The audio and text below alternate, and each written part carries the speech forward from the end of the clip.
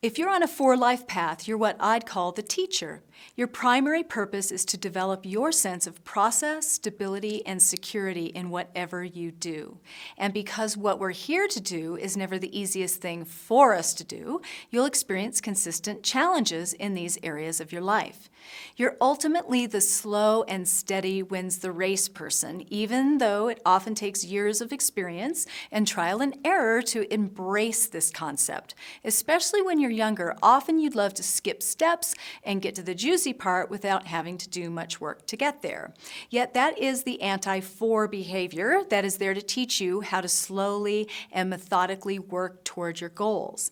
And let's put it this way, you're most likely not the one who's going to win the lottery or win that big contest. Sorry, it's just kind of not set up that way for you. And if you were to win the lottery or the contest, you'd be challenged to be wise and frugal with your winnings and not end up like most lottery winners, bankrupt, unhappy, and wishing they'd never won the money in the first place.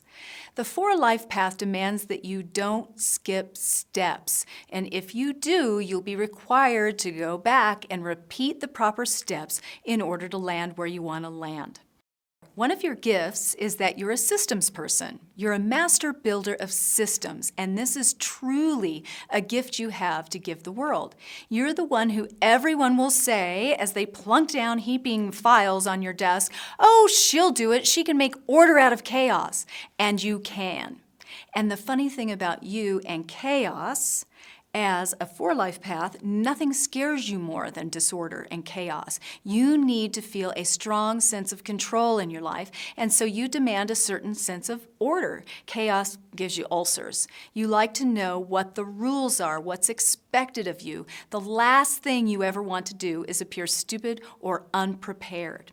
So let me ask you this. Is your house clean and in order?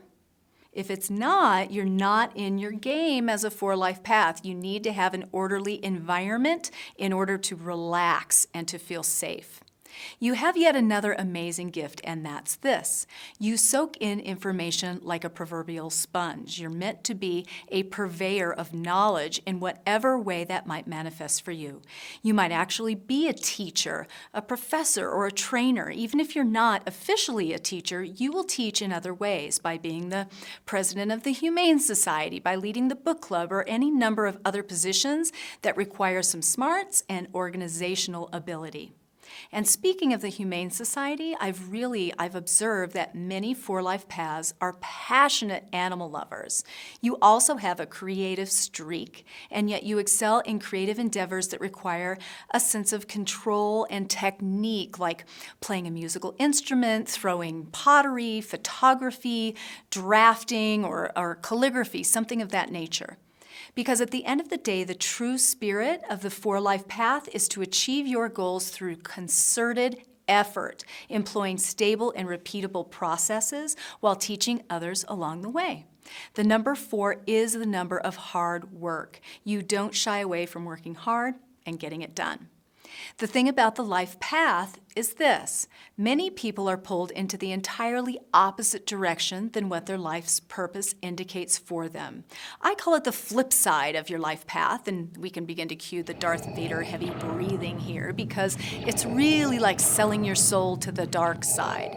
It may seem like the easiest route at the time, yet it never is, because your results will always be unhappiness, ill health, and feelings of despair that you're just not doing what you were meant to be doing, whatever the heck that might actually be.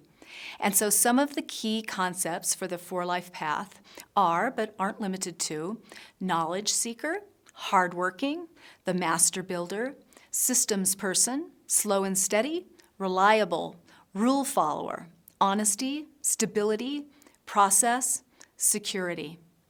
Now for the issues and stumbling blocks along the way, and I know you've been dying to hear this part.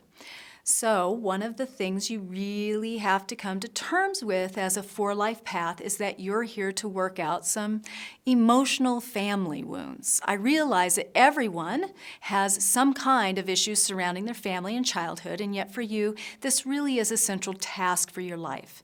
So this means that you'll have childhood experiences that might be rather traumatic. Often, and yet not always, a 4-life path will have experiences with abandonment, with an absent or addicted parent, death in the family, or all kinds of other things that can cause drama, trauma, and deep emotional wounds.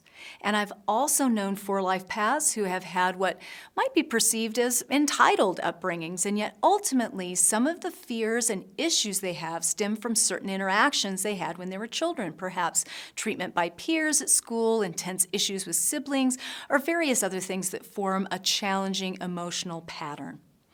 Understand that coming to terms and healing the issues surrounding these experiences, however it is you do that, is a big part of your life's purpose.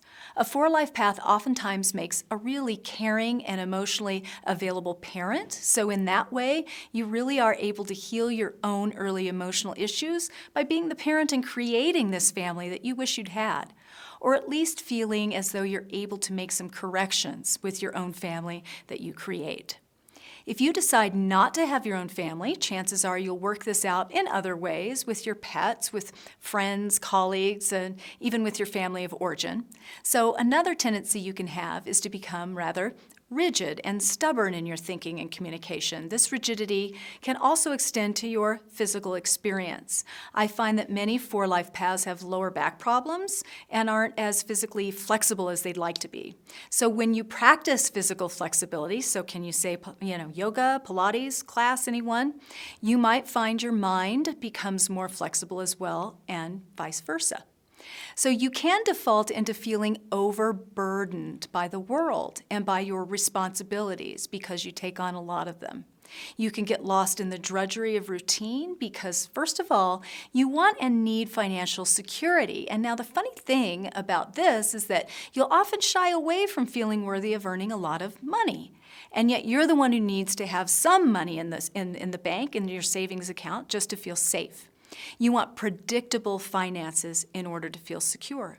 So sometimes you can become the one who punches a time clock and feels crappy and unfulfilled, and yet you won't take that leap of faith and pursue something that feels slightly risky.